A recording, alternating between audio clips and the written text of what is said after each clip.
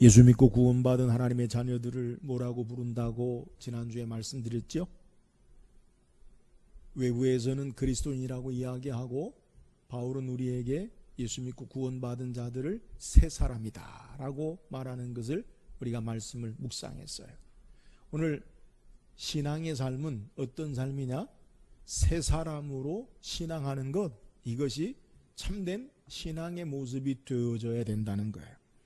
여기서 말하는 새 사람이다 라는 말은 이전에 보지 못했던 완전히 새롭게 된 모습, 형태적으로, 내용적으로, 시간적으로 완전히 새롭게 된 자들이 바로 예수 믿고 구원받은 하나님의 자녀들이라는 거예요. 형태적이라고 하면 우리는 죄와 허물로 죽었던 자들이 아니라 예수 생명으로 산 자들이 되었다. 그러니까 죽은 자가 아니라 산 자다. 또 내용적으로는 전에는 율법의 조문, 율법으로 하나님을 섬기는 자. 근데 율법은 우리를 하나님을 섬기는 것으로 나아가게 하는 게 아니라 율법은 우리에게 죄와 그리고 우리의 무능함을 소개함으로 하나님을 알게 하는데 부족해요. 그래서 성령으로 주님을, 하나님을 섬기는 자들이 바로 새 사람 된 자들이고, 또 이 새롭게 된 새 사람 된 자들은 어떤 자들이냐? 하나님이 새롭게 창조하신, 그러니까 이전의 삶과 전혀 다른 새롭게 창조하신 하나님의 자녀들이 바로 새 사람 된 자들이다라는 것을 우리가 말씀을 묵상해 봤습니다. 바울은 예수 믿고 구원받은 자들이 어떤 자들이냐? 새 사람이다. 그러므로 새 사람을 입으라. 새롭게 된 새 사람으로의 하나님의 자녀로 신앙할 것을 우리에게 소개하는 거예요. 예수 믿고 구원받은 자들은 우리의 삶에 해오던 대로의 삶의 모습에 교회를 다니고 예수 믿는 것만 도하는 삶이 아니라 완전히 새로워진 새로운 삶을 사는 자들이다라는 것을 우리에게 소개하고 있어요. 오늘 성경을 통해서 구체적으로 우리가 새롭게 된 새 사람의 신앙의 모습이 무엇인지에 대해서 성경은 우리에게 소개해요.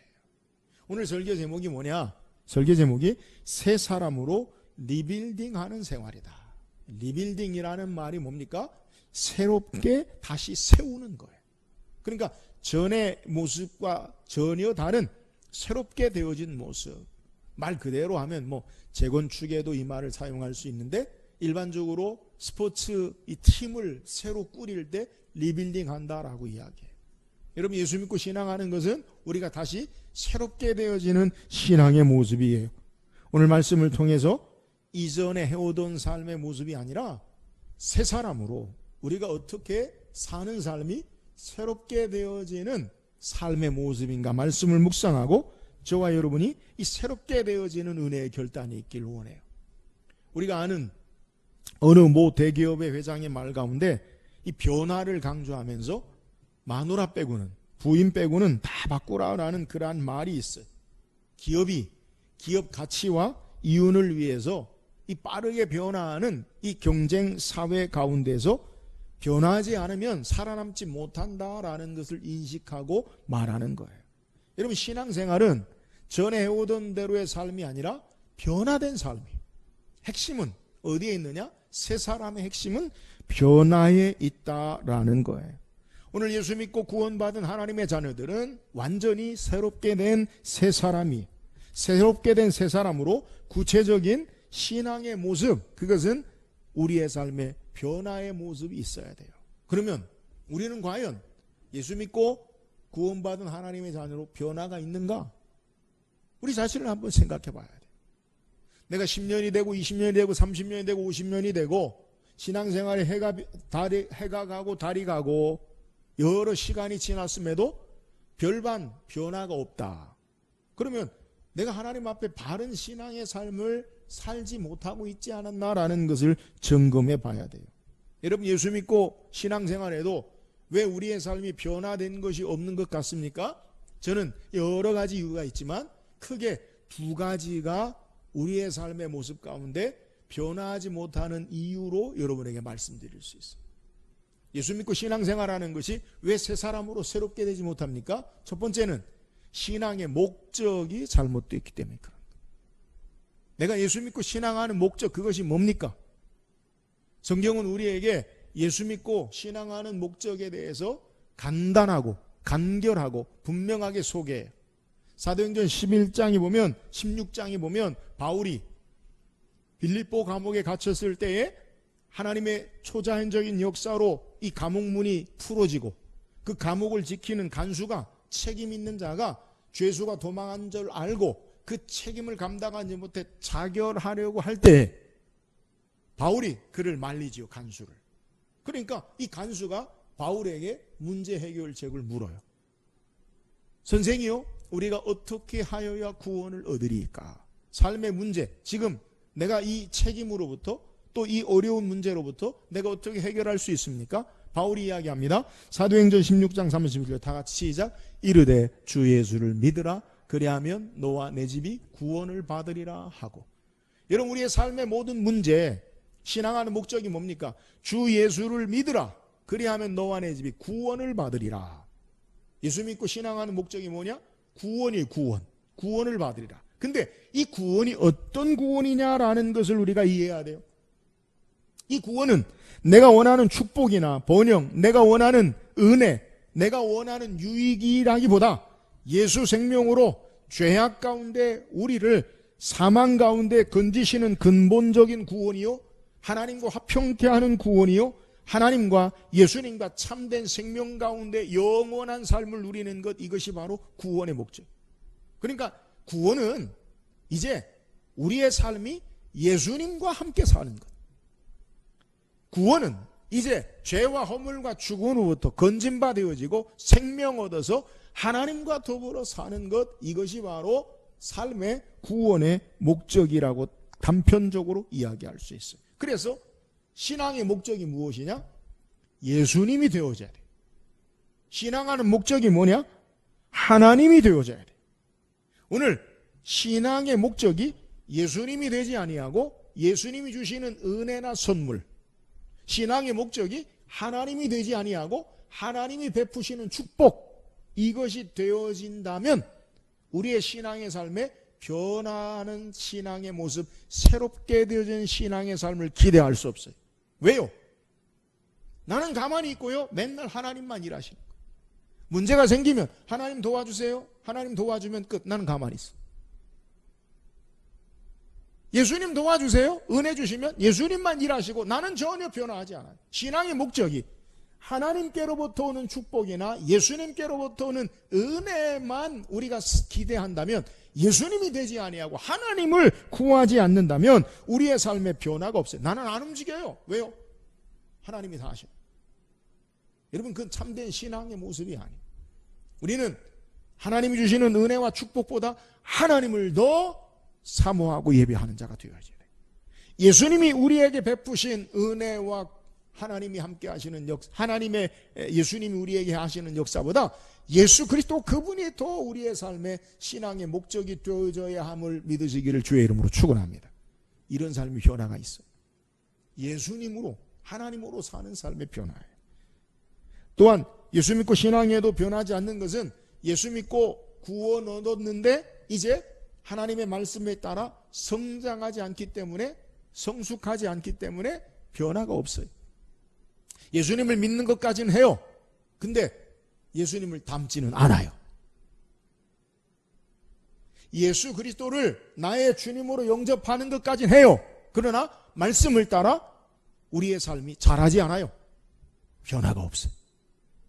여러분, 우리는 예수님을 믿는 것뿐만 아니라 예수님을 알고 닮는 데까지 나아가는 자가 바른 성도의 새 사람 된 신앙의 삶인 것을 믿으시기를 주의 이름으로 축원합니다. 우리 날마다 새롭게 하나님의 형상을 따라, 우리가 지난주에 말씀 묵상한 의와 거룩함, 진리를 따라, 하나님을 따라 우리의 삶이 변화해야 되고, 성령의 9가지 열매를 따라 우리의 성품이 날마다 그리스도를 닮아지는 삶의 모습으로 변화되는 삶의 모습, 이것이 바로 새 사람 된 신앙의 모습이라는 거예요.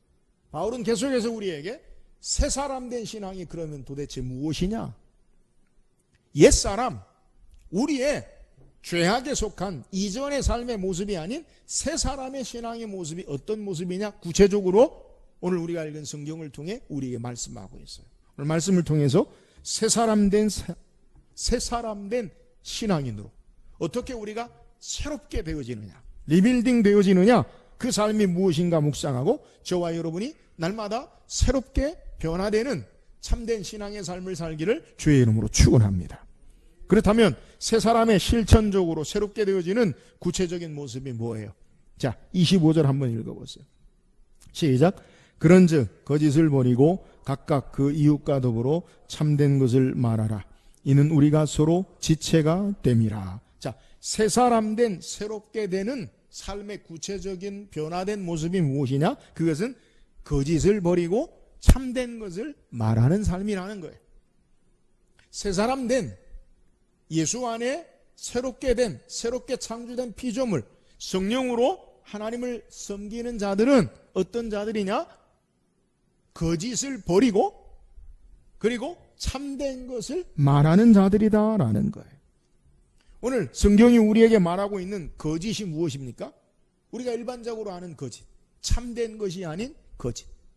헬라의 의미를 보면 거짓, 허위, 진실되지 못한 것이라는 의미를 우리에게 소개해요. 여러분, 우리에게 거짓이 어디에서부터 시작되었어요? 여러분, 거짓이 언제부터 어디에서 기원을 두고 시작되었습니까?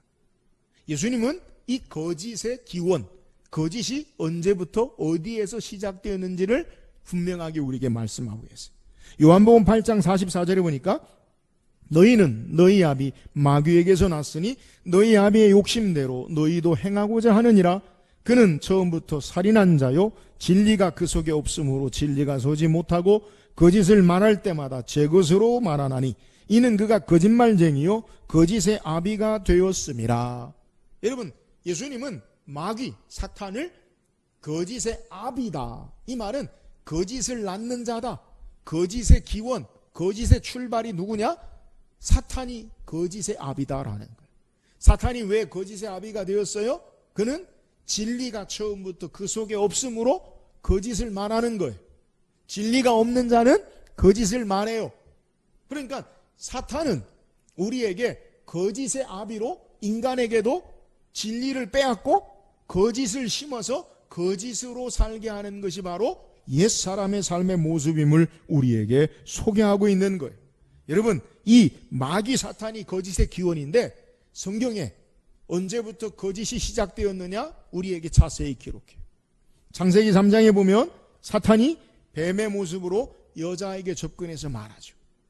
하나님이 참으로 동산 모든 나무의 열매를 먹지 말라고 하더냐? 여러분, 하나님은 동산 모든 나무의 열매를 먹지 말라라고 말씀하신 적이 없어요. 창세기 2장 16절에 보면 여호와 하나님이 그 사람에 명하여 이르시되 동산 각종 나무의 열매는 내가 임으로 먹되. 하나님이 동산 각종 나무의 열매를 먹지 말라고 했어요? 먹되. 동산 나무의 각종 열매를 먹되. 17절에 그 가운데 선악을 알게 하는 나무의 열매는 먹지 말라. 먹는 날에는 반드시 죽으리라. 그러니까 하나님은 동산 각종 나무의 열매를 다 내가 자유롭게 먹되 선악을 알게 하는 동산 중앙에 있는 열매는 먹지 말라. 먹으면 반드시 죽으리라. 근데 사탄은 하와에게 말하기를 동산에 있는 각종 나무의 열매를 먹지 말라 하더냐. 그러니까 하와의 말을, 이 사탄의 말을 하와가 듣고, 아니 하나님이 동산에 있는 나무를 열매를 먹되 중앙에 있는 선악을 알게 하는 나무를 먹으면 죽을까 하노라 라고 말했어. 먹으면 죽을 수도 있어. 그러니까 사탄이 뭐라고 해요? 내가 이걸 먹으면 내가 죽는 게 아니야. 눈이 밝아져. 너가 하나님처럼 되어진다. 여러분, 사탄이 거짓말하는 게 뭐예요? 그 안에 진리가 없어요. 하나님 말씀이 없어요. 그리고 하나님 말씀을 왜곡해요. 바꾸어요. 변형시켜요. 그리고 자기의 유혹과 탐욕, 사망에 이끌기 위해 자기의 수단으로 사탄이 행하는 것, 그것이 거짓임을 우리에게 소개하고 있는 내용이에요. 거짓의 아비 사탄은 참되신 하나님 말씀 진리가 없기 때문에 하나님 말씀을 변형하고 왜곡하고 변질시키고 말씀을 바꾸어 진리가 없기 때문에 완전히 거짓말하는 자가 되어지고 그것으로 인간에게 거짓이 들어와요. 거짓에 속아요. 눈이 밝아져 하나님처럼 되리라.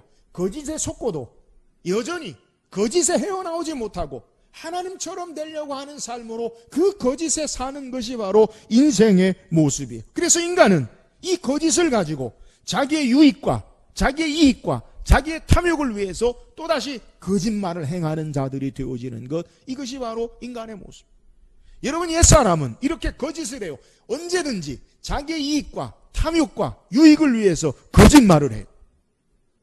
이게 타락한 인생의 모습. 근데 이 거짓을 버리고 참된 것을 말하라라고 우리에게 소개하는. 새 사람 된 자들은 어떤 자들이에요? 새롭게 된 자들은, 새 사람 된 자들은 참된 것을 말하는 거예요. 여기서 말하는 참된 것이 무엇입니까?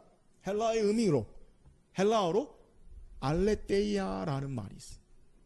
이게 참된 것인데 참된 것만으로 해석되지 아니하고 성경에 진리, 진실, 확실함, 바른이라는 말로도 해석되어져. 근데 이 헬라어의 의미를 살피면 이 진리, 진실이 참된 것이 무엇인지 우리가 더 잘 이해할 수 있는데, 이 헬라어로 알레테이아라는 말은 부정접두사 아니다, 노라는 알이라는 말과 레테라는 말이 합성으로 명사가 된 진리, 진실함, 알레테이아가 된 거예요. 근데 이 레테라는 말의 의미가 뭐냐? 레테라는 말이 무엇인가? 여러분, 라떼가 아니라 레테인데 여러분 들어보신 기억이 있을 거예요. 제가 학창시절에 소설책을 읽을 때 소설가 이문열 씨의 책을 좀 좋아했어요. 근데 이문열 씨가 쓴 책 가운데 레테의 연가라는 책이 있어요. 읽어보신 분도 계시죠? 레테의 연가. 이 레테가 무슨 의미냐? 헬라인들은, 그리스인들은 사람이 죽으면 이 죽은 다음에 이 죽음에서 이생의 강을 건너서 사후세계로 건너는데 그 이생의 강이 어떤 강이냐? 망각의 강이라는 거예요. 그게 레테라는 거예요. 그래서 사람이 죽으면 이 망각의 강을 건너서 다른 세상에 산다. 이전의 생활은 다 잊어버린다. 이게 바로 레테. 그러니까 헬라어로 알이라는 접두사와 레테라는 말이 합성해서 진실, 진리, 확실함이라는 말인데, 이 레테, 죽음, 망각하지 않는다라는 게 진리, 진실이다라는 거예요. 그래서 이 레테라는 말의 의미에서, 영어에서 파생된 것 가운데 이 레티지라는 말이 있는데, 이 말은 의미가 뭐냐? 혼수 상태라는 말이에요. 그러니까 진리라는 것은 단어적인 의미로 보면 진리라는 말은 망각이나 무관심이나 은폐나 졸음이나 혼수 상태의 반대말이에요. 그래서 진리라는 말은 깨어있다, 그리고 진리라는 말은 기억하다, 드러낸다, 각성하다, 관심을 갖는다라는 의미를 가지고 있어요. 그래서 이 알레테이아라는 말이 뭐냐? 참된 것. 사도 요한은 이것을 뭐라고 우리에게 해석하느냐? 진리라고 분명하게 그의 복음서에서, 요한복음에서 우리에게 소개해요. 진리가 뭡니까? 확실하고 바른 것이요, 잊어버리지 않는 것이요, 진실한 것이요, 망각하지 않는 것이요, 참된 것이 바로 진리예요. 무엇이 진리입니까? 분명하고 바른 것, 확실하고 참된 것, 그것은 예수님이 진리됐어요. 요한복음 14장 6절에 예수께서 이르시되 내가 곧 길이요 진리요 생명이니 나로 말미암지 않고는 아버지께로 올 자가 없느니라. 여러분, 우리는 참된 것, 이 예수님을 말해야 돼요. 예수님과 함께 말해야 돼요. 예수님 안에서 말해야 돼요. 예수 안에서 참된 진리 안에 우리의 삶이 사는 것, 이것이 바로 새 사람 된 삶의 모습이에요. 거짓을 버리고 우리의 이익과 탐욕과 유익을 위해서 악한 동기에 의해서 왜곡하고 거짓하는 것을 버리고 예수 안에 예수님과 함께 참된 것을 분명하게, 옛것에 거짓을 다 제껴놓고 하나님과 함께, 주님과 함께 참된 것을 말하는 삶을 살아야 돼요. 이것이 새 사람 된 삶의 모습이에요. 왜 우리는 거짓을 버리고 참된 것을 말해야 합니까? 우리가 누구인가? 우리는 서로 지체가 되기 때문에 그런다. 오늘 25절에 우리가 왜 참된 것, 거짓을 버리고 참된 것을 말해야 되느냐? 이는 우리가 서로 지체가 됩니다. 여러분, 지체가 뭡니까? 지체라는 말은 한 몸의 신체의 각 부분이라는 것.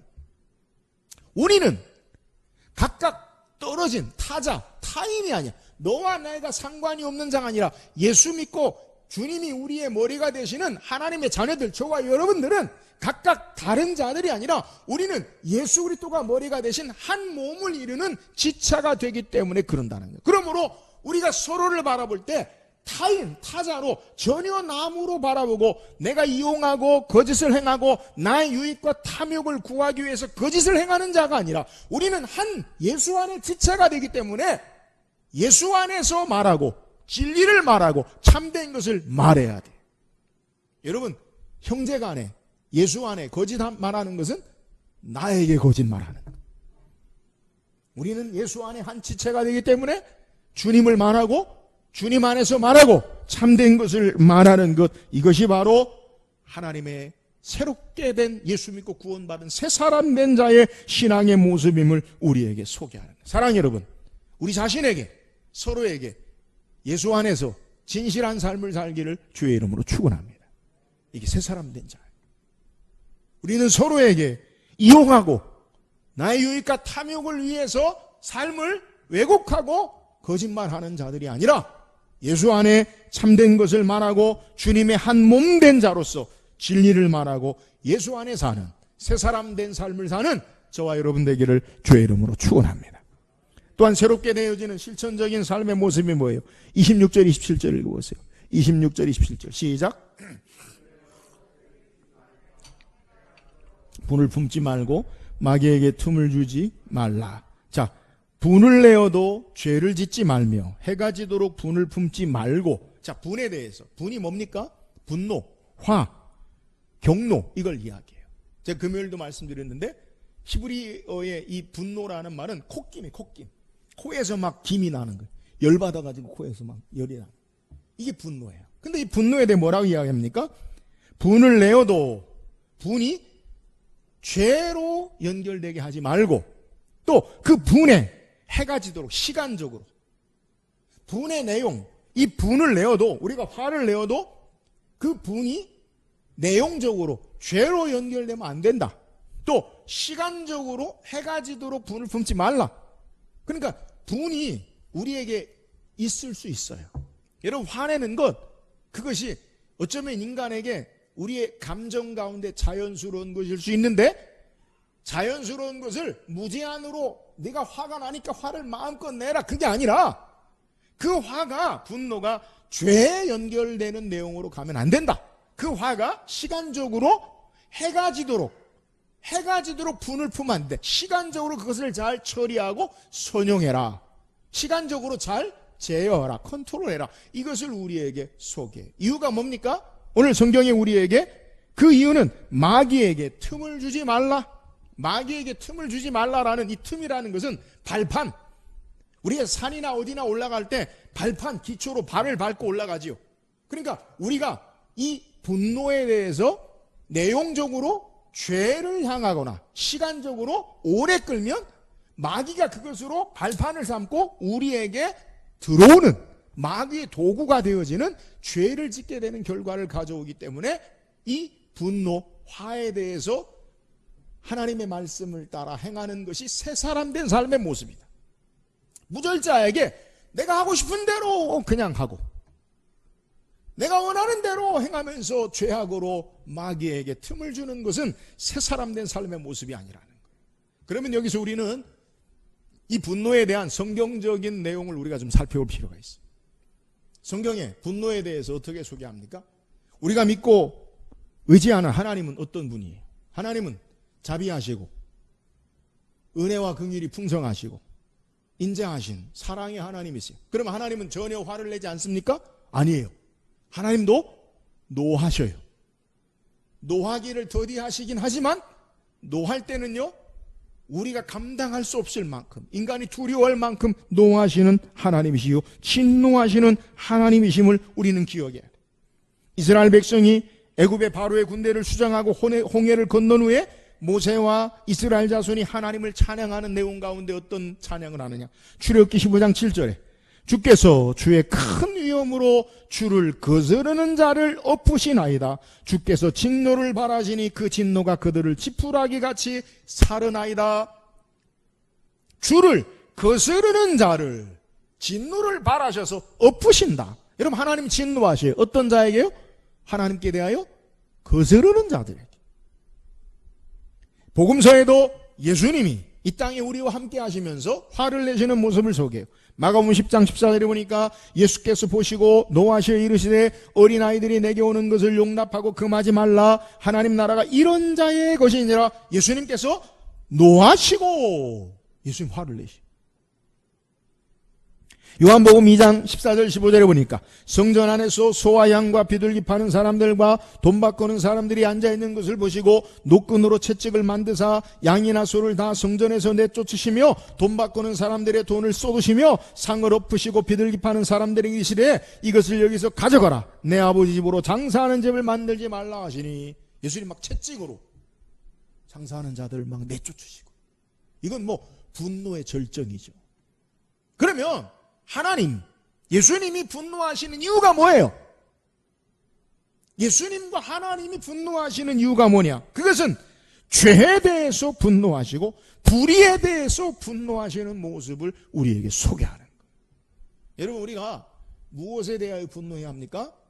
죄에 대해서. 하나님 말씀과 상관없는 하나님을 거스르는 그 불의에 대해서는 우리는 분노할 줄 알아야 돼요. 다윗과 골리앗과 다윗이 싸움을 해요. 근데 다윗이 어떻게? 모두가 벌벌 떨고 아무도 나서지 않는데 다윗이 골리앗과 맞서 싸우는 용사가 되었어요? 골리앗이 이스라엘의 하나님을 욕하는 것을 보고 저가 누구인데 살아계신 이스라엘 하나님을 욕하리까? 라고 하면서 그 의분, 하나님께 대한 의, 그걸 가지고 나가는 거예요. 여러분, 우리가 우리의 삶에 분노할 때가 있어야 되는데 어떤 때? 우리의 죄에 대해서 분노해야 돼. 죄에 대해서 깊이 분노하고 불의에 대해서. 여러분, 이건 바른 거예요. 그러나 우리의 분노는 어떤 분노냐? 여러분, 한번 생각해 봅시다. 우리의 분노, 나는 어떤 때 분노합니까? 성경에 사람에 대한 분노의 대표적인 것을 살피면 우리의 분노가 어떤 분노인지를 우리는 발견할 수 있어요. 여러분, 우리는 어떤 분노를 합니까? 마가복음 14장에 보면 예수님께서 마지막 십자가를 앞에 두고 계실 때에, 마지막 만찬 때에 마리아가 순전한 나도 향유를 깨트려 그에게 부어드려요. 예수님의 죽으심을 미리 기념하고 장사하는 것, 그것에 향유를 바르는 의미가 있어요. 그래서 예수님께서 그 여인의 행위를, 마리아를 내가 다시 올 때까지 이 여인의 행위를 기념하리라. 근데 예수님에게 행하는 이 행위에 대해서 어떤 사람들은 분노해요. 마가복음 14장 4절에 어떤 사람들이 화를 내어 서로 말하되 어찌하여 이 향유를 허비하는가? 뭐라고 분노해요? 왜 허비하느냐? 낭비하느냐? 분노해요. 이것을 요한복음은 구체적으로 더 소개하는데, 요한복음 12장 4절 6절에 제자 중 하나로서 예수를 잡아줄 가룟 유다가 말하되 이 향유를 어찌하여 300데나리온에 팔아 가난한 자들에게 주지 아니하였느냐 하니, 이렇게 말하면 가난한 자들을 생각함이 아니요 그는 도둑이라 돈꾀를 맞고 거기 넣는 것을 훔쳐감이라라. 왜 분노해요? 겉으로는 가난한 자들에게 팔아주지 왜 허비하느냐, 낭비하느냐, 옳은 말이잖아요. 그죠? 속으로는 도적이라, 그것을 팔아 돈꾀를 맡은 자라, 자기의 유익이 없어지고 끝나니까 그걸 화내는 거예요. 여러분, 우리의 분노의 이유가 뭐냐? 겉으로는 정당한 것처럼 옳은 것처럼 이야기하는데 속으로는 자기의 탐욕, 욕심으로 분노하는 것. 이런 거 하지 말아야 돼. 이게 바로 죄로 나가고요. 이게 바로 마귀에게 틈을 주고 기회를 주고 발판을 주는 것이기 때문에 그런 분노를 하지 말라라는 거예요. 여러분, 새 사람 된 자들은 어떤 삶을 사느냐? 이제는 자기의 이익과 탐욕을 위해 그럴듯하게 겉으로는 분노하는 것. 왜 분노합니까? 자존심 때문에 분노해요. 자기 자존심 때문에. 왜 분노합니까? 죄송해요. 자기 밥그릇 때문에 분노해요. 자기 이익 때문에 분노해요. 내 것이 좀 없어지니까 막 화를 내고 야 그건 안 되고 이게 옳은 거야 라고 정당화하는 거. 여러분 그런 분노는 새 사람 된 자로 사는 것이 아니라 죄에 대하여 하나님께 대하여 분노하는 참된 의. 예수님이 산상수훈을 통해서 의를 위하여 핍박을 받는 자는 복이 있나니 저희가 하나님의 아들이라 일컬음을 받을 것입니다. 참된 의, 진리, 하나님께 대하여 분노하는 삶, 이것이 참된 신앙의 새 사람 된 삶인 것을 우리에게 소개해요. 사랑하는 여러분, 우리의 분노, 그것으로 시간적으로, 그것으로 내용적으로 죄를 짓거나 해가 지도록 분을 품지 마세요. 분이 날 수 있어요. 내 이익이 없어지고 내 자존심이 상하고 그러면 화가 순간적으로 날 수 있어요. 그러나 그것으로 마귀에게 틈을 주는 기회를 갖지 말고 이제는 우리는 어떤 분노를 해야 되느냐? 거룩한 분노. 하나님 편에서 죄에 대한 분노, 불의에 대한 그러한 참된 분노. 이 분노로 참된 의의를 행하는 새 사람 된 저와 여러분이 되기를 주의 이름으로 축원합니다. 또한 새 사람 된 신앙의 삶의 모습이 뭐예요? 28절 보세요. 28절. 시작. 돌이켜 가난한 자에게 구제할 수 있도록 자기 손으로 수고하여 선한 일을 하라. 새 사람 된 삶의 모습은 도둑질하는 삶이 아니라 수고해서 일해서 그것을 남의 것을 얻고 빼앗고 가지는 삶이 아니라 선한 일을 하는 삶이라는 거예요. 여러분 도둑질이 뭐예요? 남의 것을 훔치거나 빼앗는 걸 도둑질이라고 하죠. 근데 이 도둑질이라는 것은 성경에만 말합니까? 그러지 않아요. 도둑질이라는 것, 동서고금을 막론하고 여러 문화와 다양한 삶의 방식에도 인간의 기본적인 양심의 윤리에 의해서 도둑질하지 말라라고 보편적으로 이야기해요. 그럼 성경은 보편적으로 말하는 것을 말하는 겁니까? 그러지 않아요. 오늘 우리는 말씀을 새 사람으로 리빌딩, 새 사람으로 새롭게 되어지는 삶의 모습 가운데 우리가 말씀을 살피고 있어요. 하나님은 하나님의 백성으로 살아야 할 것 가운데 우리에게 주신 10계명 가운데 8계명으로 출애굽기 20장 15절에 도둑질하지 말라. 하나님의 백성으로서 살아야 할 것으로 우리에게 주신 계명이 바로 도둑질하지 말라라는 거예요. 우리의 삶에 성경에 다른 사람의 물건이나 가축이나 물질이나 소유물을 훔치는 것 다 도둑질이고 이것을 하지 말라라는 거예요. 그런데 하나님께서 말씀하시는 것은 우리가 일반적인 보편적인 윤리에 따르는 것으로 우리에게 말하는 게 아니라 하나님과의 관계, 하나님의 백성으로서 살아야 할 새 사람 된 삶의 모습으로 우리에게 소개하고 있다는 것을 우리는 기억해야 돼요. 본문에 바울이 에베소 교회 성도들에게 보내는 편지예요. 바울이 로마 감옥에 있을 때 에베소 교회 성도들의 소식을 듣고 에베소 교회 성도들에게 쓰는 편지예요. 근데 그 가운데 뭐라고 이야기하느냐? 오늘 본문 우리가 읽은 28절에 도둑질하는 자는 다시 도둑질하지 말고, 그러면 에베소 교회 성도들 가운데 도둑질하는 자들이 있다는 거예요, 없다는 거예요? 우리가 객관적인 합리적인 우리가 추론을 해보면 바울이 이렇게 말하는 것은 에베소 교회 성도들 가운데 도둑질하는 자들이 있다라는 거예요. 도둑질하는 자들은 더 이상 도둑질하지 말라. 없으면 뭐해라 이런 말을 해요. 1세기에 보편적으로 도둑질이라는 것, 그것이 이 대도시나 에베소 같은 대도시나 1세기의 삶에 도둑질하는 모습이 있었다는 거예요. 교회가, 에베소 교회가 귀족 그리고 신분이 좋은 사람들만 교회의 성도가 아니라 종도 있었고요, 하층민도 있었고요. 그렇다는 거예요. 근데 일반적으로 이 별 생각 없이 남의 것을 훔치는 일, 그래서 대중 목욕탕이나 부둣가에 도둑질이 빈번하다는 거예요. 또 종들은 자기 주인으로부터 정당한 대우를 받지 못하니까 자기 스스로 그것을 얻기 위해서 도둑질하는 경우가 있다는 거예요. 근데 우리 성경에 도둑질했던 사람을 바울이 편지를 쓴 게 있어요. 뭔지 아세요? 빌레몬서. 그죠? 빌레몬서. 바울이 빌레몬에게 편지를 쓰는데 오네시모를 잘 봐주라. 물질에 손해를 입히고 오네시모가 도망했다가 바울을 만나 예수 믿고 그가 바울에게 동역자가 되었어요. 그래서 과거의 사실을 알고 빌레몬에게 다시 편지를 써요. 나와 같이 대우해줘라, 오네시모를. 오네시모도요, 물질적인 손해를 입힌 자예요. 바울은 지금 여기서 도둑질하는 자들은 도둑질하지 말라, 이 말은 일반적인 삶의 윤리가 아니라 새 사람 된 하나님의 백성으로 도둑질하지 말라라는 것을 소개하는 거예요. 고린도전서 6장 10절에 보니까 도적이나 탐욕을 부리는 자나 술 취하는 자나 모욕하는 자나 속여 빼앗는 자들은 하나님 나라를 유업으로 받지 못하리라. 여러분, 새 사람 된 자들은, 하나님의 자녀들은 그들이 하는 도둑질은 단순히 남이 훔치는 것으로 끝나지 아니하고 하나님과 관계된, 하나님 나라에 관계된 것으로 알고 엄중하게 새 사람으로 도둑질하지 말라라는 것을 우리에게 소개하는 거예요.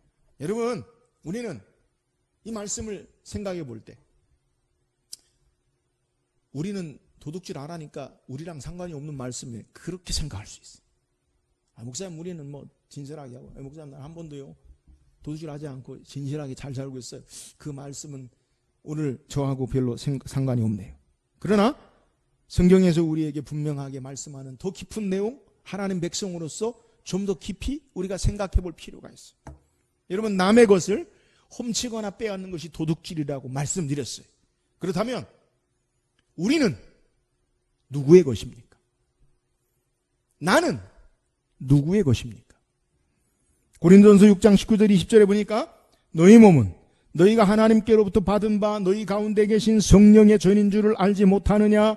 너희는 너희 자신의 것이 아니라 값으로 산 것이 되었으니 그런즉 너희 몸으로 하나님께 영광을 돌리라. 너희는 너희 자신의 것이 아니라 값으로 산 것이 되었으니, 무슨 값으로 샀어요? 핏값으로. 너희는, 나는 누구의 것이에요? 나는 누구의 것이에요? 주의 것이, 하나님의 것이. 여러분 기억하세요. 남의 것을 빼앗고 남의 것을 훔치는 게 도둑질이다. 그러면 나는 누구 것이냐? 주의 것. 내 것이 아니라 나의 생명도, 나의 시간도, 나의 물질도 모든 것이 주의 것이에요. 그렇다면 주님의 것을 우리는 어떻게 사용합니까? 물질에 대해서 여러분, 하나님의 것을, 우리는 하나님의 것을 하나님의 은혜로 우리가 받았어요. 하나님의 것을 우리가 어떻게 선용하고 사용합니까? 말라기 3장 8절에 보니까 사람이 어찌 하나님의 것을 도둑질하겠느냐? 그러나 너희는 나의 것을 도둑질하고도 말하기를 우리가 어떻게 주의 것을 도둑질하였나이까 하는도다. 이는 곧 11조와 봉헌물이라. 하나님이 너희는 나의 것을 도둑질하는도다. 사람이 말하기를 우리가 언제 하나님 것을 도둑질했습니까? 하나님께서 말씀하시기를 11조와 봉헌물이라. 여러분, 입술로는 우리는 주여 주여 하면서 주님이 주인이라고, 주님이 나의 주가 되십니다라고 고백하면서 실제는 내가 주인이. 여러분, 하나님 앞에 헌금 물질 생활 바로 하는 것, 이것이 바로 도둑질하지 않는 것이다 라는 것을 성경이 우리에게 분명하게 말씀하고 있는 것을 우리가 기억해야 돼. 물질의 의미가 뭐예요? 하나님이 우리에게 모든 것 주시는 거예요. 하나님의 것을 구별되게 하나님께 드리는 것, 그게 11조예요. 하나님의 선한 사역과 목적과 뜻을 따라 하나님 앞에 우리의 삶을 드리는 것, 그게 봉헌물이, 헌금이. 어떤 분들은 그렇게 이야기합니다. 목사님, 구약에서 율법에 성경에 기록한 11조 신약에서는 말하지 않기 때문에 율법이 폐해진 거기 때문에 신약에서 오늘날은 11조 안 드려도 되지 않는 겁니까? 성경을 전혀 모르는 소리. 11조가 언제부터 시작됐어요? 창세기 보면 아브라함이 룻과 함께 전쟁에서 이기고 승전하고 승리한 기념품을, 그가 살렘왕 멜기세덱을 만날 때, 그는 지극히 높으신 하나님의 제사장이요 살렘 왕에게 만날 때 그가 11조를 드려요. 여러분, 11조는요 하나님의 율법이 말씀하기 전부터 하나님 앞에 하나님께로, 하나님 백성으로 드렸던 것이 11조예요. 신약에서는 11조를 이야기하지 않지 않나요? 예수님 분명히 바리새인들에게 너희가 11조, 바리새인들 박하와 회양과 근처에 11조를 드리되 의와 신은 버렸도다. 너희는 이것도 하고 저것도 버리지 말지라. 더하라는 것. 여러분, 사도행전에 보면 아나니아와 삽비라가 하나님 앞에 그들의 재산을 팔아서, 집을 팔아서 사도들의 발 앞에 일부는 숨기고 가져와요. 이게 뭐예요? 11조보다 더하는 신앙의 삶의 모습을 행하는 것. 그러므로 성경에 11조에 대해서 말하지 않는다? 성경을 전혀 모르고 성경을 왜곡하고 진리를 알지 못하는 거예요. 여러분, 11조 하나님 앞에 하나님의 것을, 하나님의 주인 되는 삶의 모습을 바르게 드려야 되는 거예요.